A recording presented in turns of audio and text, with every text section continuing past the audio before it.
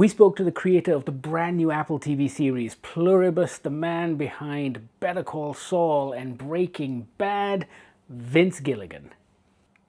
Let me tell you this. What I love about your show, when you're watching a show like this, the first thing that goes through your mind is that you have all these questions where you're sitting there with your hands crossed going, oh, well, if this is the state of the world, then what about this? And well, I've seen 6 episodes out of the 9, and you managed to answer every one of my concerns thus far. Wow. So, which brings me to my first question with regards to world building in a reality like this. And I'm trying to keep things vague because I don't want to spoil anything for anyone. Thank you. But what rules did you decide on early on? And were there no-go areas and unbreakable rules? The main rule that is unbreakable is to abide by the rules that you make up. For instance, I mean, as you've seen, this is a show where everybody's connected and everybody's kind and nobody kills anymore, nobody enslaves anymore. It's a wonderful utopic, if that's a word, if that's an adjective, world. That works. But be good. Yeah. But it's, if you don't kill, you got to take that to the nth degree, and you can't break that rule. And I think people have wonderful, one of the greatest things about the human animal is that we all possess imagination, and we can imagine in a Superman movie, we can imagine a man who can fly. We can imagine time travel. We can imagine all kinds of things.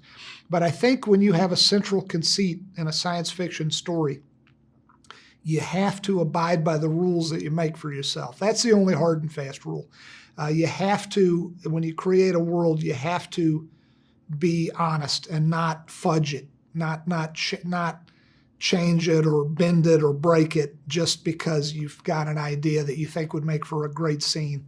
So that's the only hard and fast rule. But in terms of exploring all the possibilities of the world of Pluribus, it's been very hard. I have really smart writers, and we sit around in a room together, the 7 of us, I think. We've sat around in a room for a year and a half or more. Gosh, it was so long coming up with these episodes. And a lot of our days, it's amazing how long it took. I'm not the fastest writer in the world, that's for sure.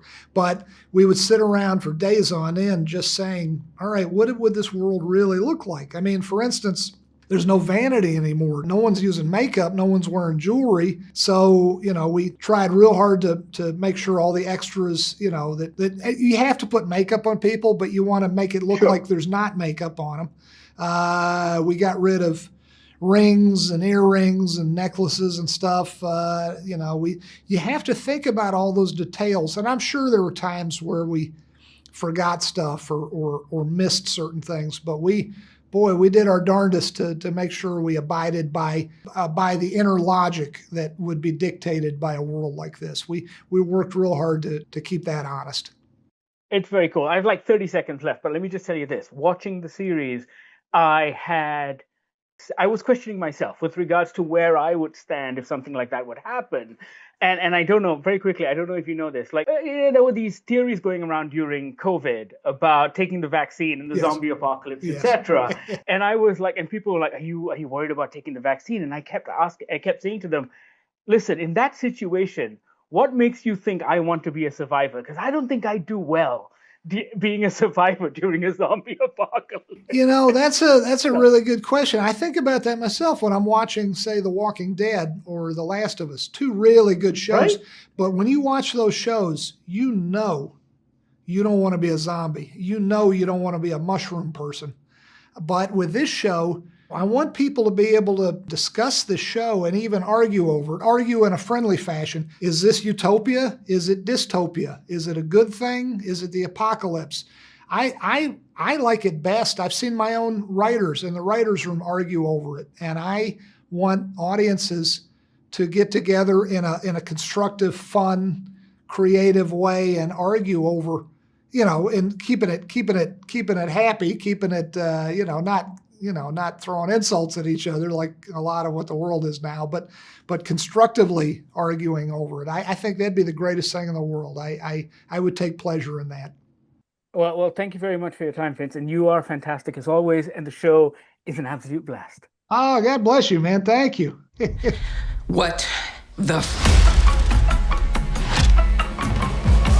Pluribus drops on Apple TV November 7th. Check it out. Let us know what you think. Sound off in the comments. And thank you so much for watching.